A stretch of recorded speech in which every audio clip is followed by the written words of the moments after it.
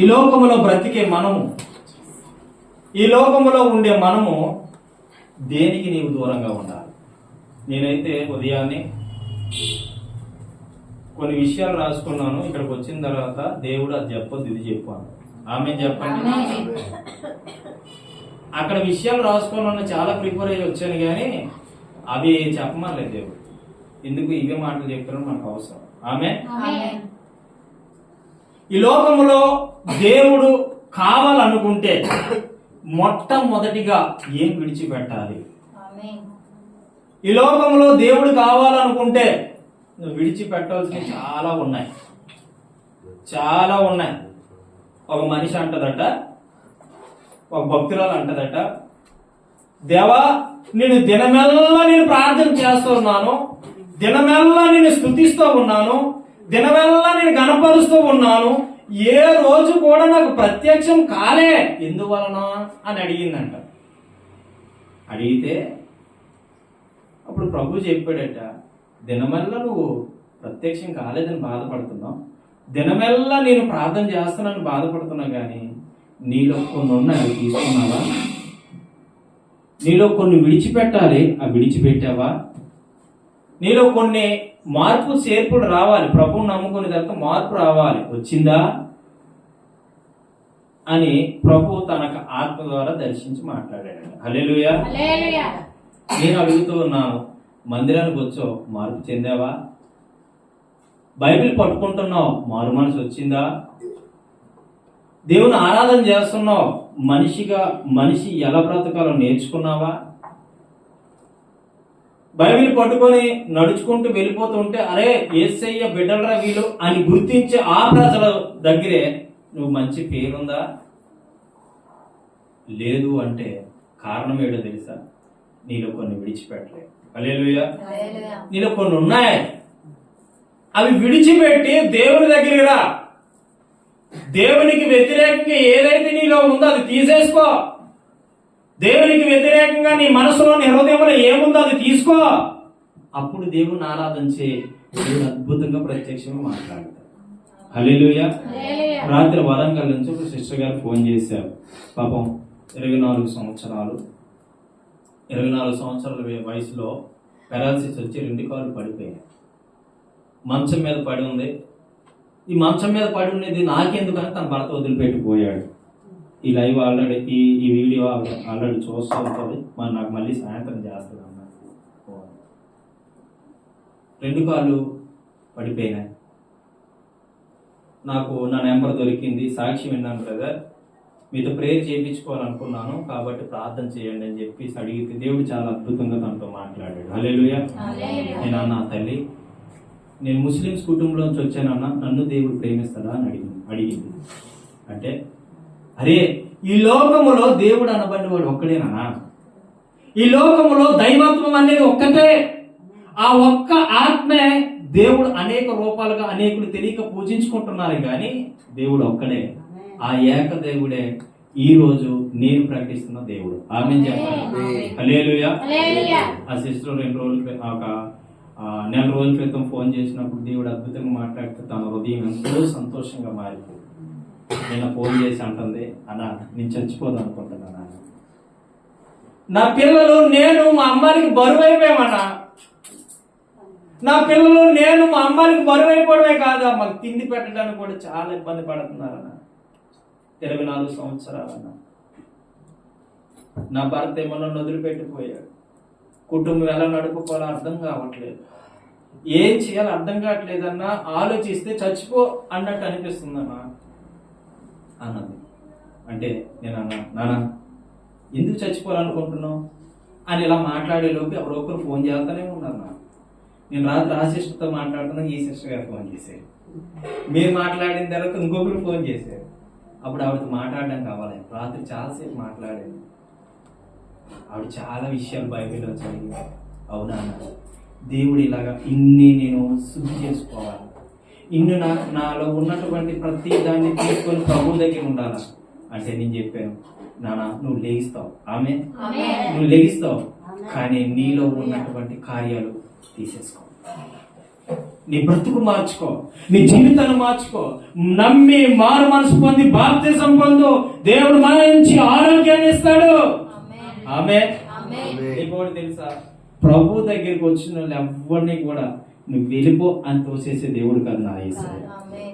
ఎప్పుడు కూడా ఆయన ఏం చేస్తాడో తెలుసా, రా నేను నిన్ను ఆదరిస్తాను. ఒకని తల్లి ఒకని ఆదరించినట్లు నేను మిమ్మల్ని బంధువులు విడిచిపెట్టొచ్చు, స్నేహితులు విడిచిపెట్టొచ్చు, రక్త సంబంధాలు విడిచిపెట్టొచ్చు, కన్న వారే విడిచిపెట్టొచ్చు, కట్టుకున్న వారే విడిచిపెట్టొచ్చేమో గాని బిడ్డ యేసయ్య విడబడు నేను. హల్లెలూయా, హల్లెలూయా. మళ్ళీ అదే వరంగల్ నుంచి ఇంకో సిస్టర్ గారు ఫోన్ చేసి అంటుంది. ఒక సిస్టర్ గారు ఫోన్ చేసి అంటుంది వరంగల్ నుంచి. ఏమంటుందో తెలుసా, బ్రదర్ నేను ఒక పాపిని బ్రదర్, నేను ఘోర పాపిని చేశాను బ్రదర్. నా బ్రతుకు ఏమైపోయిందంటే బ్రతుకు భారం అయిపోయింది బ్రదర్. నా తండ్రి సేవకుడు బ్రదర్, నేను సేవ చేస్తూ ఉండేవాడిని, ఆరాధన చేస్తూ ఉండేదాన్ని. నా తండ్రి దగ్గర నేను ఎంతో గౌరవం మర్యాదలతో బ్రతికేదాన్ని బ్రదర్. అంటే ఏమైంది నాన్న, ఎందుకు అలా ఏడుస్తున్నా, నీకు ఎక్కువబడి ఏడుస్తున్నా అన్నమాట. అప్పుడు నేను అన్నాను, ఎందుకు ఏడుస్తున్నావు నాన్న అంటే అంటుంది, బ్రదర్ నాకు ఒక అబ్బాయి అంటే ఇష్టపడ్డాను. ఆ అబ్బాయి అంటే నాకు చాలా ఇష్టం బ్రదర్. నా తండ్రి కొన్ని వేల మందికి బోధించే ఒక బోధకుడు బ్రదర్. నా తండ్రి ఒక వేల మందికి బోధించే బోధకుడు బ్రదర్. అటువంటి బోధనలోంచి నేను వచ్చాను బ్రదర్. కానీ బ్రదర్ నాతో దేవుడు ఎప్పుడు మాట్లాడేవాడు, ఎప్పుడు దేవుడితో సంబంధం కలిగి ఉండేవాడిని, ఎప్పుడు దేవుడితో సత్య సంబంధం కలిగి ఉండేదాన్ని. అలాంటిది ఈ రోజు నా బ్రతుకు బ్రదర్. ఒకరోజు నా భర్త అన్నాడు, నేను మ్యారేజ్ చేసుకుని వెళ్ళిపోయాను, మా నాన్న మా అమ్మని వదిలిపెట్టేశాను, అందరిని విడిచి వెళ్ళిపోయాను. నా భర్తే సర్వం అనుకున్నాను, నా భర్తే నాకు కావాలి అనుకున్నాను, నా భర్త లేకపోతే నేను బ్రతకలేను అనుకున్నాను. ఆ తర్వాత తెలిసింది బ్రదర్, పక్కగా ఒక ఊరు వెళ్ళిపోయాం. ఆ ఊర్లో బ్రదర్ నీకు ఎవరైనా మొదటి స్నేహితులు ఉన్నాడా అని అడిగాను నా భర్త నన్ను. అంటే అప్పుడు నేను అన్నాను, నేను ఒక అబ్బాయిని ప్రేమించేదాన్ని. ఆ ప్రేమించిన అబ్బాయి నాకు అది చూసేవాడు, చూసినా నేను పట్టించుకునేదాన్ని కాదు అని కొన్ని విషయాలు చెప్పింది. చెప్పినప్పుడు నేను అన్నాను, ఎప్పుడు కూడా నువ్వెన్నడూ ఇంకెప్పుడు అలా చెప్పుకున్నాను. ఒకవేళ జరిగిపోయినాయి అవి మర్చిపో, అవన్నీ మర్చిపో, నీ భర్తతో హ్యాపీగా ఉండంటే బ్రదర్ నా భర్త అడిగినప్పుడు అది చెప్పాను. ఈరోజు అదే టార్చర్ నాకు చూపిస్తున్నాడు బ్రదర్. వెళ్ళు అబ్బాయి దగ్గర వెళ్ళిపో, నా దగ్గర ఎందుకుంటావు అని లేనుకొని టార్చర్ చేస్తున్నాడు బ్రదర్. నా బ్రతికేంటి బ్రదర్, నా జీవితం ఏంటి బ్రదర్, నా పరిస్థితి ఏంటి బ్రదర్, నేను చచ్చిపోవాలనుకుంటున్నా బ్రదర్ అన్నది. అంటే నాన్న చచ్చిపోవడం అది పొందించుకునే అవసరం లేదు. హల్లెలూయా, పొందించుకునే అవసరం లేదు నాన్న. ఎందుకు చనిపోవాలనుకుంటున్నావు అంటే, ఎందుకు బ్రదర్ మా నాన్న పరువు తీసేసా, మా తల్లి పరువు తీసేసా, 100 మంది మా నాన్న నమ్మి వచ్చున్న వాళ్ళే వారి పరువు తీసేసా.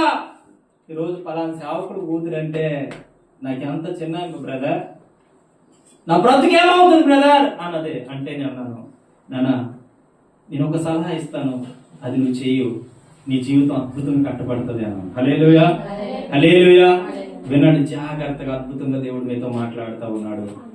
అంటే బ్రదర్ మీరేది చెప్పినా నేను వినడానికి సిద్ధంగా ఉన్నాను.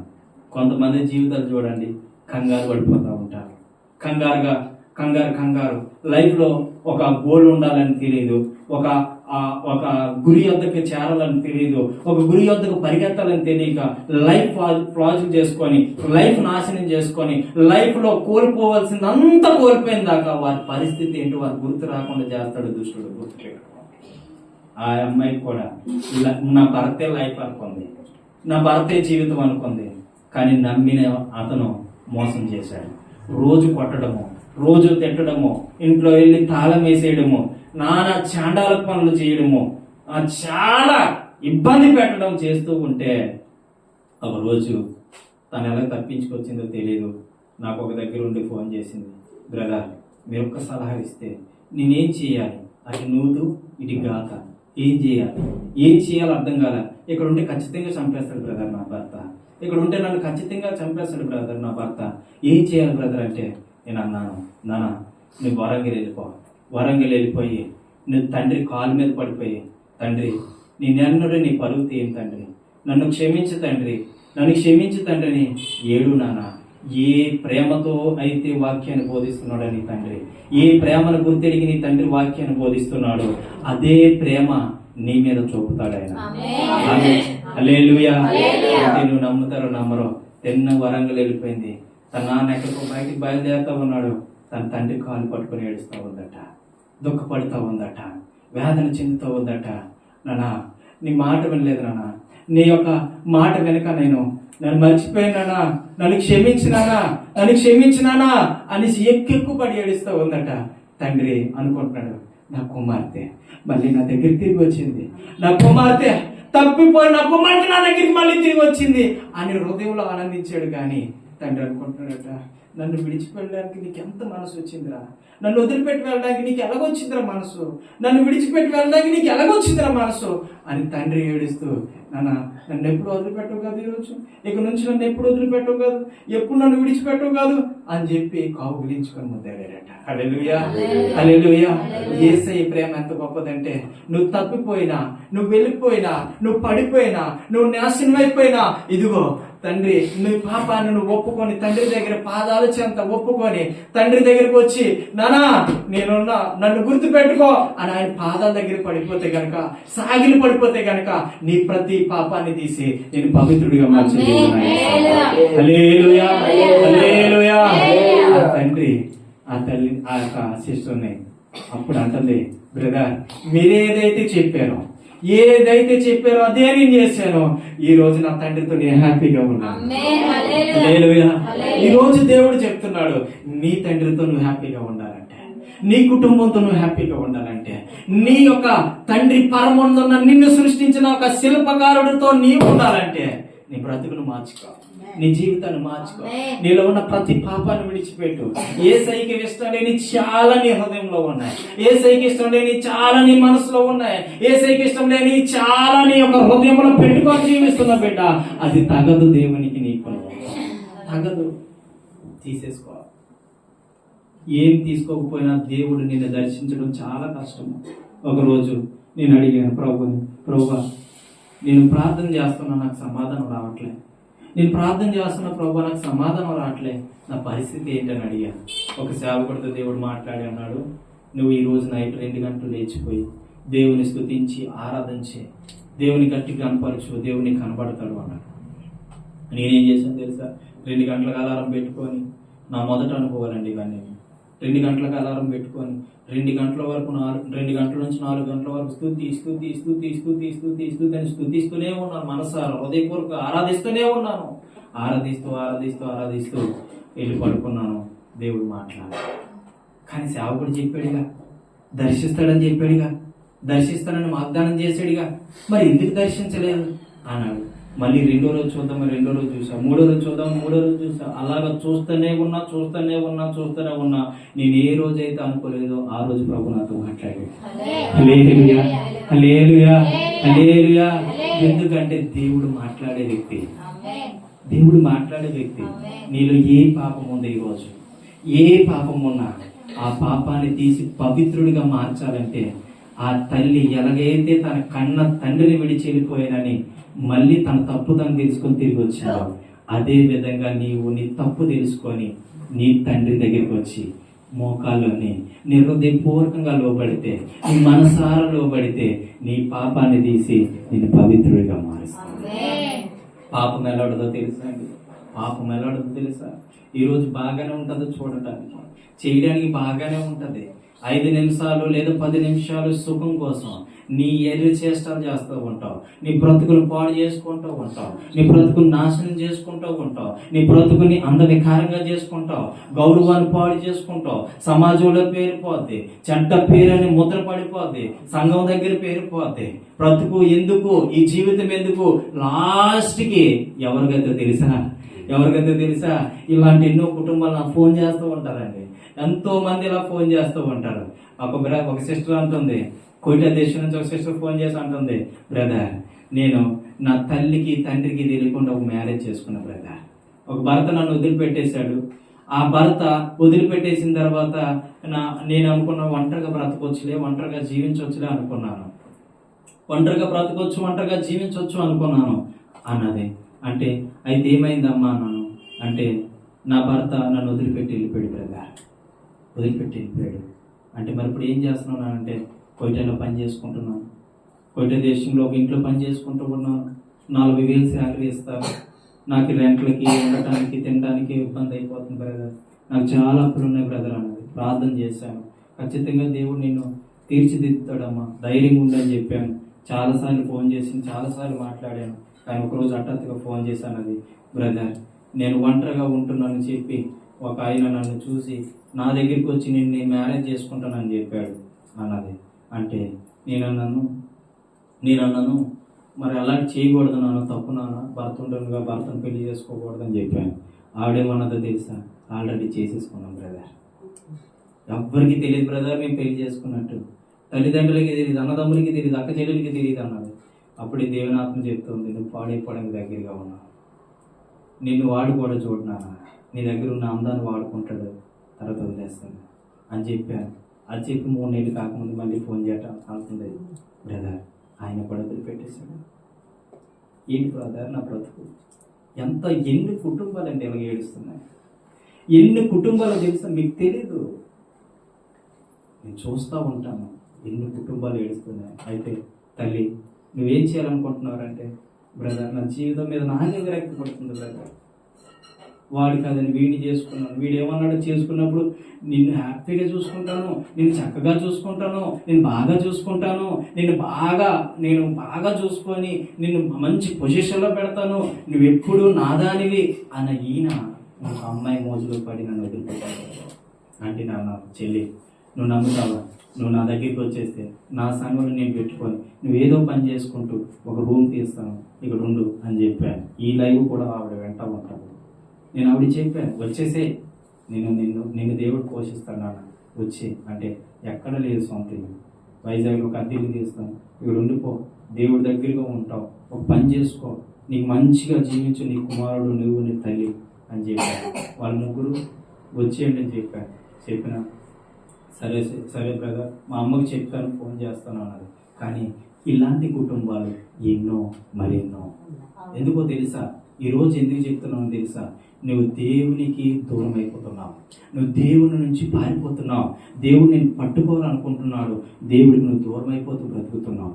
ఈరోజు ఈ మాటలు ఎందుకు నేను ప్రకటిస్తున్నావు తెలుసా, నువ్వు దేవుడికి దూరంగా వెళ్ళిపోయినంత వరకు ఆ తప్పిపోయిన కుమారుడు తన తండ్రి దగ్గరికి వెళ్ళి తన తండ్రి దగ్గర ఉన్న ఆస్తి అంతా పట్టుకుపోయి, లోకసువార్తలో ఉంటుంది ఆ మాటలో, ఆ ఆస్తి అంతా పట్టుకుపోయి నానా నా ఆస్తి నాకు ఇచ్చేసాయి, నానా ఇది నా ఆస్తి, నానా నాకు ఇచ్చేసాయి అని చెప్పి తండ్రి దగ్గరికి వెళ్ళి ఏం చేసిందో తెలిసి కుమారుడు ఏం చేశాడు, తన ఆస్తి అంతనే 2 ముక్కలుగా చేసి తన ఆస్తి ఒడ్డుకుపోయి స్నేహితుల మాటలు, బంధువుల మాటలు, వాడిని పాడు చేసేటువంటి వాళ్ళ మాటలు విన్నాడు.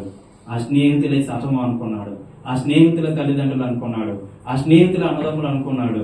వెళ్ళాడు, తన ఆస్తి ఉన్నంత వరకు స్నేహితులు రక్త సంబంధులు తనతో ఉన్నారు. ఆస్తి పోయిన తర్వాత ఏమనుకున్నాడు తెలుసా, మా డాడీ గుర్తొచ్చే. ఎప్పుడు గుర్తవుతాడు తెలుసా డాడీ? ప్రభు మనకి ఎప్పుడు గుర్తవుతాడు చెప్పండి? అంతా కాలిపోయిన తర్వాత. పోలీసులు కూడా ఎప్పుడు అవుతాడు చెప్పండి? పోలీసులు అయిపోయి మనకు కూడా దేవుడు ఎప్పుడు గుర్తు చివరిలో గుర్తొస్తాడు.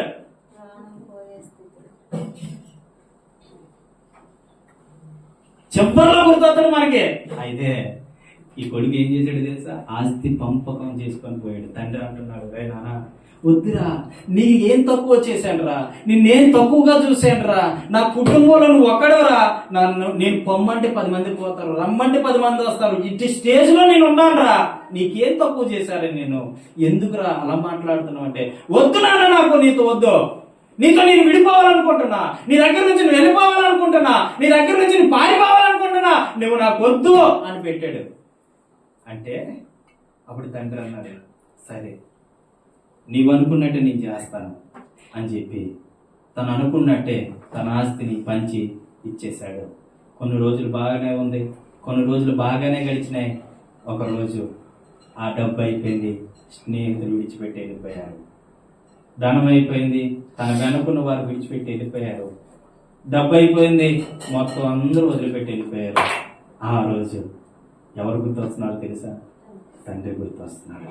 అయ్యో, నేనెంత దుర్మార్గున్నా, నా తండ్రి ఎంత మొత్తుకొని చెప్పాడు, నా తండ్రి ఎంత వద్దు నాన్న, నువ్వు అలా చేయొద్దురా, నువ్వు మంచిగా జీవించరా, మంచిగా బ్రతకరా, మంచిగా ఉండరా, నా దగ్గర పోడు మంది పనులు ఉన్నారా, నీకేం కావాలని తినరా అని నా తండ్రి ఎంత బాగా చెప్తే, ఈరోజు తండ్రి వద్దనుకొని వచ్చేసాను, మళ్ళీ నా తండ్రి నన్ను చేర్చుకుంటాడా అనుకుంటున్నాడు కుమారుడు.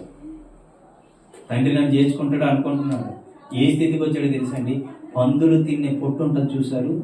వినాలి జాగ్రత్తగా మాటలు.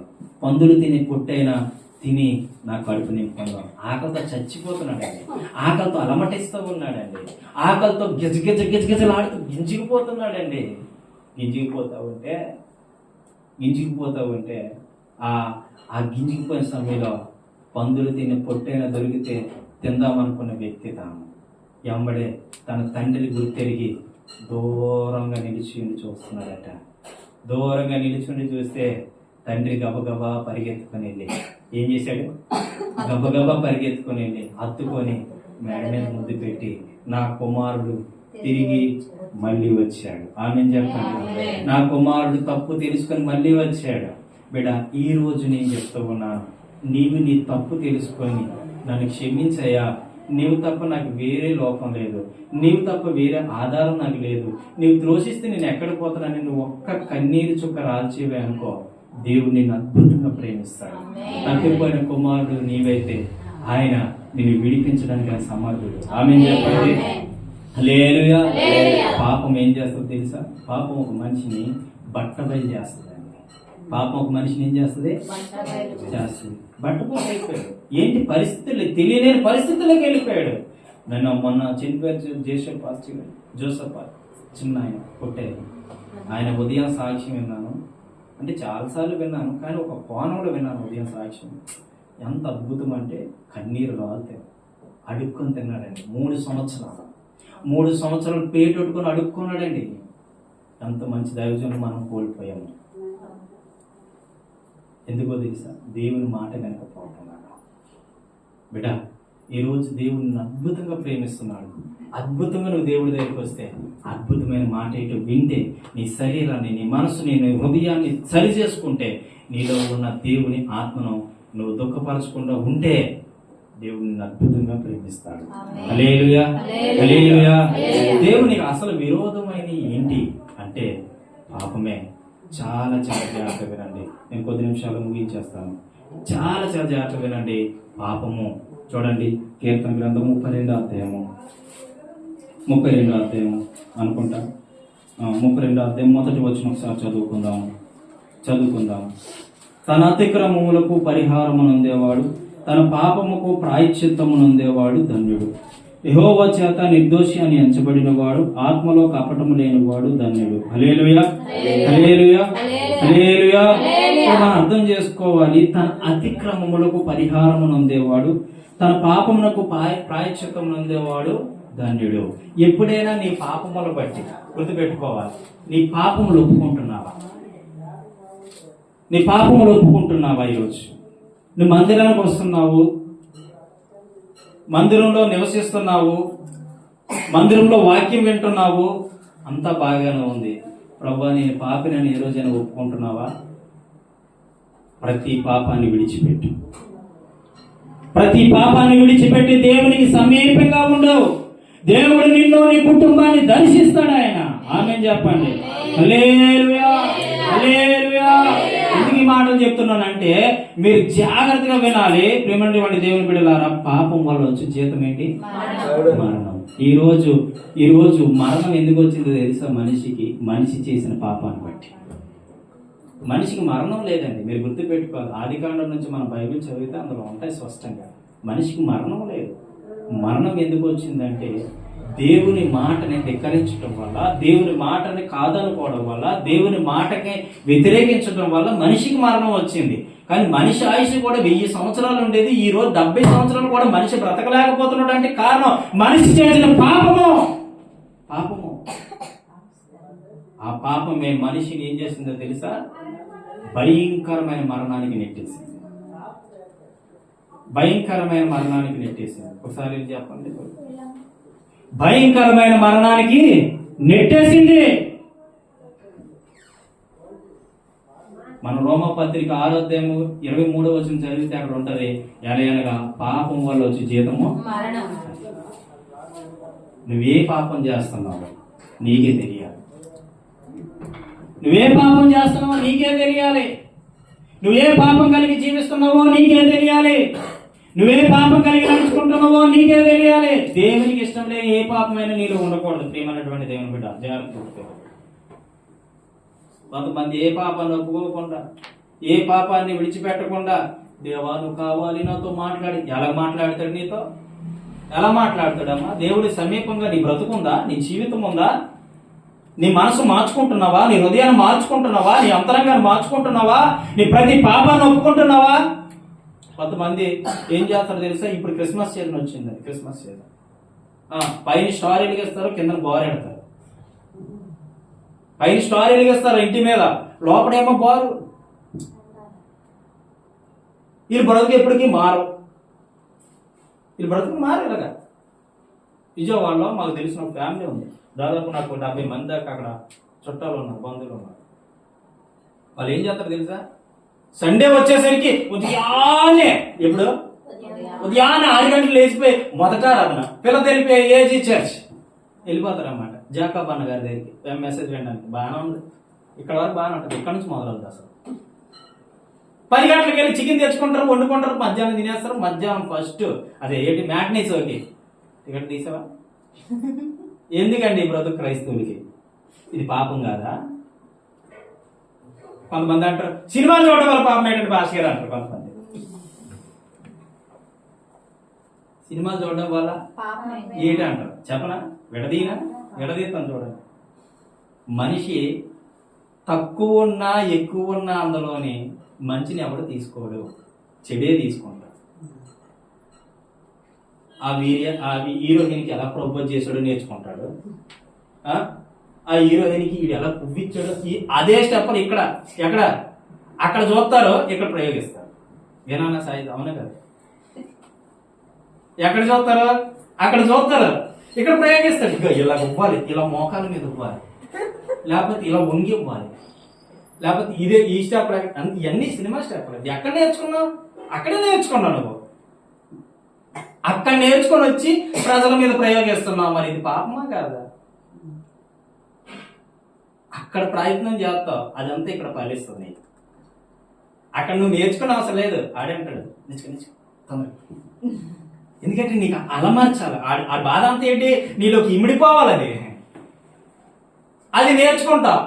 నేర్చుకున్న తర్వాతే కొంతమంది నీ ఫోటో దిగమంటుంటే ఎలా పడితే దిగుతానా? అలా కాదు, ఇలా నిచ్చా. ఎక్కడ నేర్చుకున్నావు? అక్కడే మన బొమ్మలో. అర్థమవుతుందా? సినిమాలు చూడడం పాపము. సినిమాలు చూడడం పాపం అని ఎందుకు చెప్తున్నానంటే మనిషి చెడునే తీసుకుంటాడు, మంచిని తీసుకోడు. హల్లెలూయా. కొంతమంది క్రైస్తవులు ఏం చేస్తారు తెలుసా? ఓ నోరుందా కదా అని ఇరుచుకు పడిపోతారు. నోరుందానే ఇరుచుకు పడిపోతారు. మరి అపశృతులే. అదే నోటితో ప్రార్థన చేస్తారు, అదే నోటితో వాక్యం చెప్తారు, అదే నోటితో సువార్త చెప్తారు. అమ్మ మీకు కొంచెమైనా బుద్ధి జ్ఞానం ఉందా? అదే నోటితో ఏం చేస్తావో బాగా బూతులు వచ్చేస్తారు. అమ్మో దేవుడిని ఆవిడ నమ్ముకుందా? ఎవడన్నాడు ఆవిడ దేవుడిని నమ్ముకుందా? చెల్లెలు ఇంటి పక్కన ఒక ఆవిడ ఉన్నాయి. చెల్లెలు ఇంటి పక్కన ఒక ఆవిడ అమ్మలు కాదండి. అమ్మో ఆలకించలే, చెప్పుకోవాలంటే రథాలు వచ్చేస్తాయి. అంత బండ బూతులు. వీళ్ళు క్రైస్తవులు అనబడిన వారు. మరి అసలు క్రైస్తవులు అంటారా? ఏమన్నా నిజమైన దేవుడిని నమ్ముకున్నావు. ఎవరు నమ్ముకున్నావు? నిజమైన దేవుడిని నమ్ముకున్నావు. నిజమైన దేవుడి తాలూకు లక్షణాలు నీళ్ళు కనబడుతున్నాయి. మార్పు చెందక ఇదంతా మారు మనసు పొందక. మార్పు చెందవా నీవు, మార్పు చెందవా, నీ బ్రతుకు మార్చుకోవా. అనుకూల సమయం ఇదేనని ఎరిగి మారు మనసును పొందవా, మారు మనసును పొందవా. మార్పు చెందవా నీవు, మార్పు చెందవా, నీ బ్రతుకు మార్చుకోవా.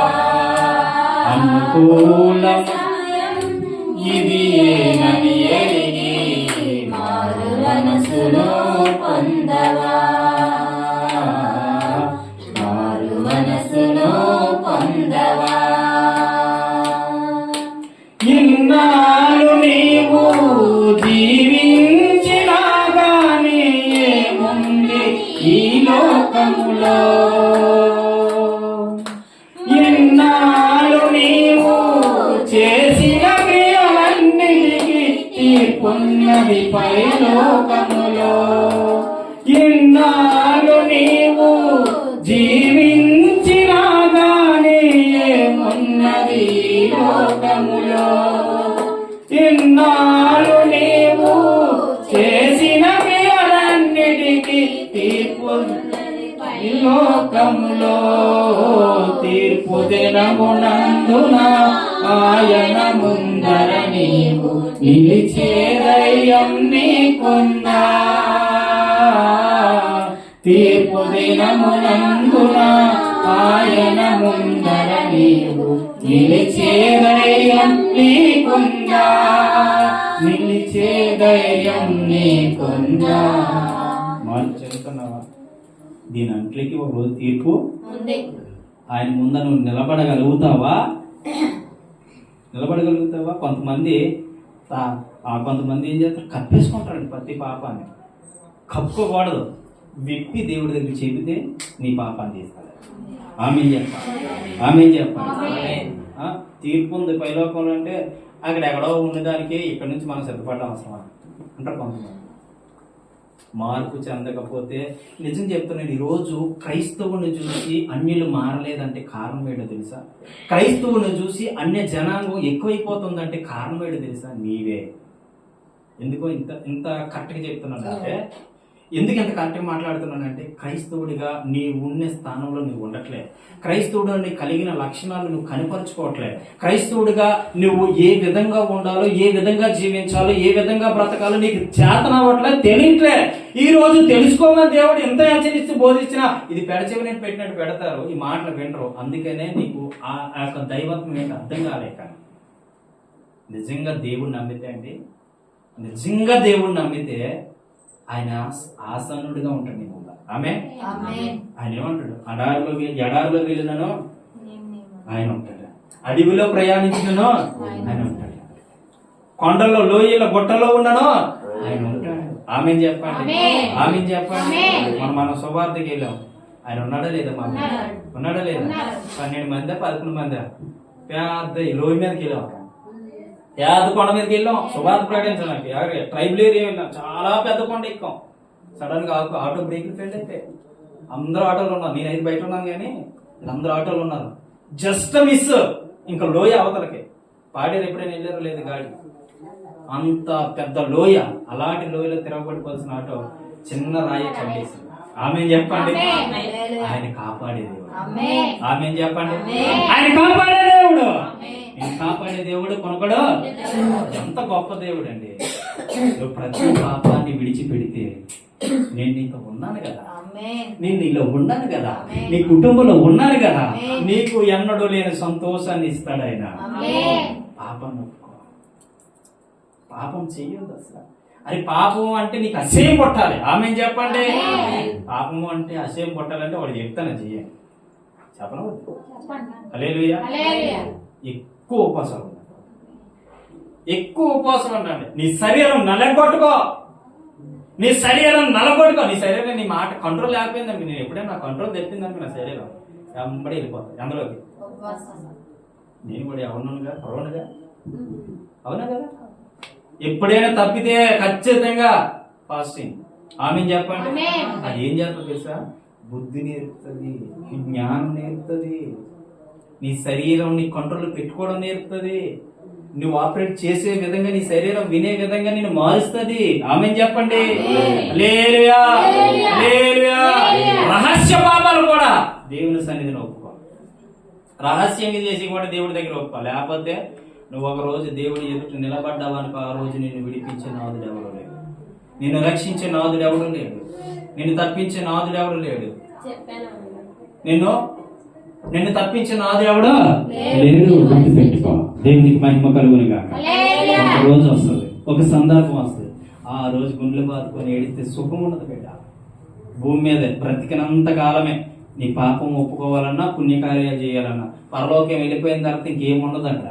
నువ్వు పాపం ఎక్కువగా అధికంగా ఉంటే పో నరకానికి.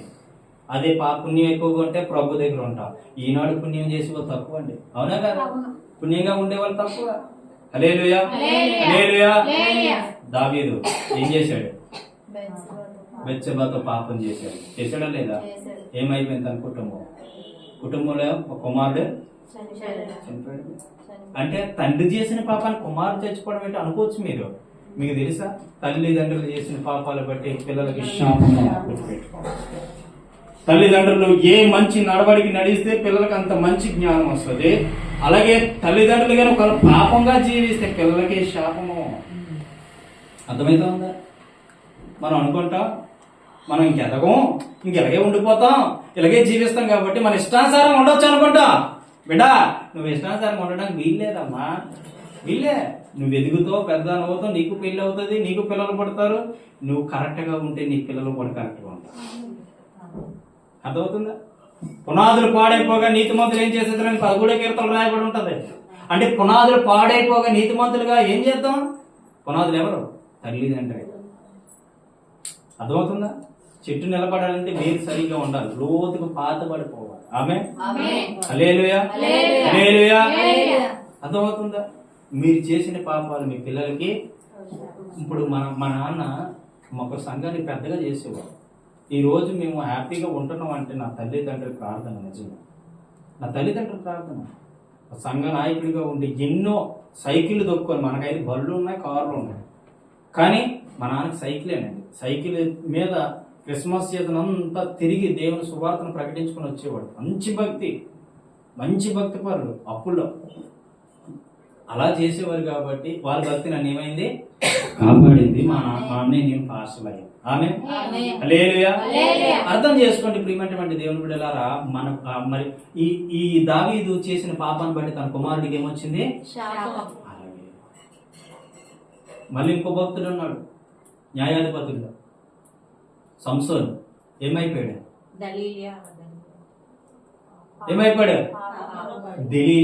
దెలీలా అనే స్త్రీ వ్యామోహంలో పడిపోయి పాపానికి గురైపోయాడు. 3-4 అవకాశాలు ఇచ్చాడు. నీకు కూడా ఒకసారి గమనించు. నువ్వు లైఫ్ ఒకవేళ బ్యాక్ వెళ్తే నీకు అర్థమవుతుంది. 3-4 అవకాశాలు ఇస్తాడు దేవుడు నీకు కూడా. అవకాశాలు ఇచ్చినప్పుడు దాన్ని వినియోగించుకో. ఎవరైనా కావచ్చు. కంచంలో అన్నం పెట్టిన తర్వాత నాకు వద్దు అని దోషిస్తే కడుపు నీకే మాడుతుంది. ఏదో లోక సామెత ఒకటి ఉంటుంది. ఏ సామెత చెప్పనా?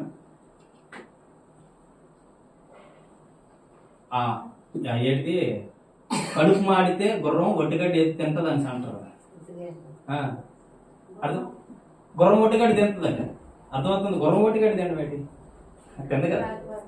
అంటే ఆ సామెత అలాగ ఉంటది. మనకి మాడితేనే తెలుస్తుంది, బాధపడితేనే బాధపడేలే. మనం బాధపడితేనే బోధ ఏంటో తెలుస్తుంది. హల్లెలూయా, హల్లెలూయా. ప్రియమైనటువంటి దేవుని బిడ్డలారా, చాలా మంది ఏం చేస్తారంటే ఆ అవకాశాలు వినియోగించుకోరు. అవకాశాలు ఏం చేసుకుంటారు? నాకు వద్దు అన్నట్టు ఏం చేసుకుంటారా? నాకు వద్దు అన్నట్టు ఏం చేసుకుంటారా? దాన్ని ఏం చేసుకుంటారు? వదిలేస్తారు.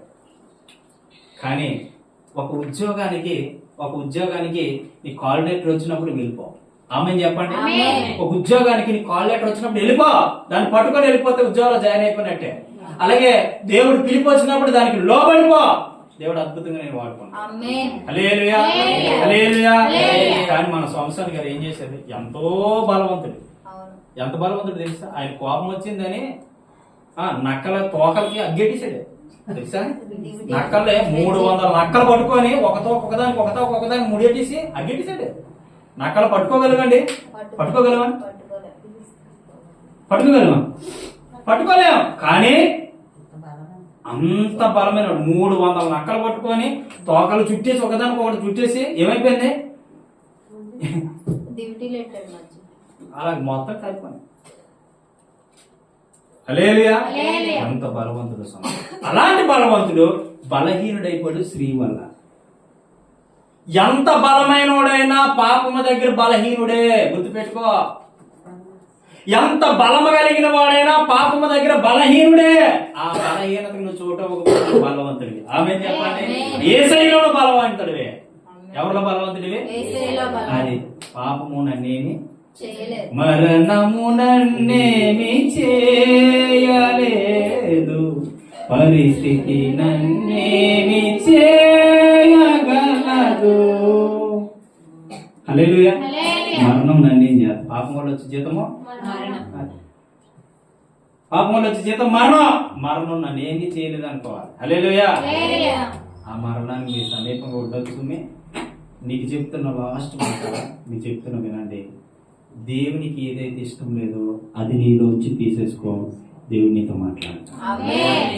దేవునికి ఇష్టం లేనిది ఏ కార్యమే కావచ్చు, ఏ మాటే కావచ్చు, ఏ జీవితమే కావచ్చు, నీలో ఏదో ఉంది, ఏదో ముళ్ళు ఉంది, దాన్ని తీసుకో. ఈరోజు ప్రభు చెప్తున్నాడు, మీలో ఏదో ఉంది ఆటంకం. నీతో ఇంకా దేవుడు మాట్లాడడానికి నీ మనస్సు, నీ హృదయము దేవునికి దగ్గరగా లేదంటే, దేవుడు నీతో మాట్లాడడానికి ఇష్టపడలేదంటే కారణం నీవే. నీలో ఏదో ఉంది, తీసుకో. ఆయన మాట్లాడడానికి నేను సిద్ధంగా ఉన్నాను అంటున్నాడు. ఆమె చెప్పండి, ఆయన నీతో మాట్లాడడానికి సిద్ధంగా ఉన్నాడు. ఏ పాపం అయితే ఉందో దాన్ని తీసేసుకో. ఏ పాపమైనా మీకు తెలుసా? యెషయా గ్రంథం 59 మొదటి వచనం చదివితే అక్కడ ఆ మాట చదివండి, ముగిచ్చేస్తాను నేను. యెషయా గ్రంథం 59 మీకు అర్థం కావాలి కాబట్టి చూపిస్తున్నాను అన్నమాట. 59 మొదటి నుంచి. రక్షింప నేలకు ఎండునట్లు యెహోవా హస్తము చూడండి, రెండో వచనం చదవండి. మీ పాపములు ఆయన ముఖమును మీరు మరుగుపరిచెను గనుక ఆయన ఆలకింపకున్నాడు. చూడండి, నేను చదువుతాను. రెండో వచనము మొదటి నుంచి చదువుతాను. చూడండి, రక్షింప నేరకు ఉండినట్లు యెహోవా హస్తం కురుచు కాలేదు, విననేరకు ఎండినట్లు ఆయన చెవులు బంధం కాలేదు. మీ దోషములు మీకును మీ దేవునికి అడ్డముగా వచ్చును. హల్లెలూయా. అడ్డంగా అంటే మీరు ఏ పాపం అయితే వినాలి, జాగ్రత్త, పైకెత్తండి తల ఒకసారి. మీరు ఏ పాపం అయితే కలిగి ఉన్నారో మీరు ప్రార్థన చేసినప్పుడు అట ఆ పాపము అడ్డంగా వచ్చి నిలబడిపోద్దట. మరి ప్రభు చెనకి ఏం తీయలేదు. ఇప్పుడు ఒక బంతిని తీసుకున్నామండి, గోడ కొడితే అది వెనక్కి వస్తుందా, లోపల గోడలోకి పోద్దా? అలాగే నీ ప్రార్థన కూడా నీ దోషముకు నీ పాపానికి దాకా వెళ్ళి వెనక్కి వచ్చేస్తుంది. ఎవరో దేవుడి దగ్గర ప్రార్థన, అప్పుడు ఏం సమాధానం వస్తుంది నీకు? కాబట్టి నీ దోషములు నీ పాపములు ఏం చేసుకోవాలి? విడిచిపెట్టాలి. హల్లెలూయా, హల్లెలూయా. మీ పాపములు ఆయన ముఖమును మీకు మరుగుపరిచెను. ఆయన ముఖం చూడకుండా మీ పాపాలు ఏం చేస్తున్నాయి? ఆయన స్వరూపాన్ని చూడకుండా నీ పాపం ఏం చేస్తుంది అంటే, పాపానికి ఎంత శక్తి ఉందా? పాపానికి ఎంత బలం ఉందంటే ఉందే. దేవుడు ఏంటో తెలియకుండా చేసేస్తుంది, దేవుడు ముఖ స్వరూపాన్ని తెలుసుకుండా చేసేస్తుంది, దేవుడికి దగ్గర కాకుండా చేసేస్తుంది. ఇదంతా పాపమే. ఈ పాపాన్ని విడిచిపెట్టుకోకపోతే గనక నువ్వేమైపోతావు తెలుసా? దేవుడికి చాలా దూరం అయిపోతావు. గుర్తుపెట్టుకో. కాబట్టి పాపాన్ని వ్యతిరేకించండి. పాపం విడిచిపెట్టకుండా బలలో చేయి పెట్టకూడదు. పాపాన్ని విడిచిపెట్టకుండా బలలో చేయి వేయకూడదు. పాపాన్ని వ్యతిరేకించుకోకుండా బలను తీసుకోకూడదు. అందుకనే చాలా మంది అనారోగ్యులుగా అయిపోతున్నారు. అందుకే చాలా మంది మరణిస్తూ ఉన్నారు. ఎందుకో తెలుసా? ఎలాగబడితే అలా బలం తీసేసుకుంటున్నారు. ఏ పాపం ఒప్పుకోకుండా బలం తీసుకుంటున్నారు. ఏ పాపమును ఆయన పాదాల దగ్గర పెట్టకుండా, ప్రభువా నేను ప్రతి పాపాన్ని విడిచిపెడుతున్నా, ప్రతి దోషాన్ని విడిచిపెడుతున్నా, ప్రతి దరిద్రతను నేను విడిచిపెడుతున్నా, నీకు లోబడతాను ప్రభువా అని తగ్గించుకొని యేసయ్య దగ్గర ప్రతి పాపాన్ని విడిచిపెట్టే మనిషి ఈ రోజు కనబడలేదు కాబట్టి బలం తీసుకుంటాను, చనిపోతూ ఉన్నాను. చాలా అది నేను చెప్పట్లేదు. మొదటి కొరింథీ పత్రిక 11:25 నుంచి చదివితే అక్కడ రాయబడి ఉంటుంది మాటలో. అర్థమవుతుందా? ఎలా పడితే అలా బల తీసేసుకొని, ఎలా పడితే అలాగా ప్రభు బలలో చేపెట్టిస్తే నీకు వచ్చేది ఏంటో తెలుసా? మరణం. స్పష్టంగా చెప్తావు. కాబట్టి పాపాన్ని విడిచిపెట్టు, శాపాన్ని విడిచిపెట్టు, దరిద్రతను విడిచిపెట్టు, దేని మనసు కలిగి దేవుని ఎదురు సాగిలి పడిపో. యేసయ్య నా జీవితం అంతా నీ మీద ఆధారపెట్టా, యేసయ్య నా బ్రతుకంతా నీ మీద ఆధారపెట్టా, నీవే నా బ్రతుకును మార్చేయ అని చెప్పి ఆయనకి లోబడిపో, సరెండర్ అయిపో. దేవుడు అద్భుతంగా నేను నీ కుటుంబాన్ని పోషిస్తాను. దేవునికి మహిమ కలుగును గాక. హల్లెలూయా. ఎందువల్ల చెప్పండి ఈ రోజు ఈ పాపం గురించి ఎందుకు చెప్పండి తెలుసా? బలలో చెయ్యి వేయడం వల్ల పాపం కలిగి జీవించే మనిషి బలలో చెయ్యడం వల్ల ఫస్ట్ అనారోగులు అయిపోతున్నారు, హాస్పిటల్ పాలైపోతున్నారు. చాలా మంది చూడండి ఎక్కువ క్రైస్తవుల్లో ఉంటారు హాస్పిటల్లో. ఎందుకో తెలుసా? వీళ్ళు ఇష్టానుసారం బ్రతికేస్తారు, ఇష్టానుసారం జీవించేస్తారు. ప్రభు చెప్పినట్టు వినరు, ప్రభు చెప్పినట్టు జీవించరు, ప్రభు చెప్పినట్టు నడుచుకోరు. కాబట్టే హాస్పిటల్ పోవాలి. రెండోది ఏంటంటే అదే పాపాన్ని విడిచిపెట్టకుండా నువ్వు బలలో చేస్తే తప్పక మరణం. అందుకే ఎలా పడితే అలా ఉన్న వాళ్ళకి బల్ల ఇవ్వను, నమ్మకంగా ఇవ్వను. కాబట్టి ఒకవేళ దానికి తగినట్లు జీవితం నీకు ఉంటేనే బల తీసుకో.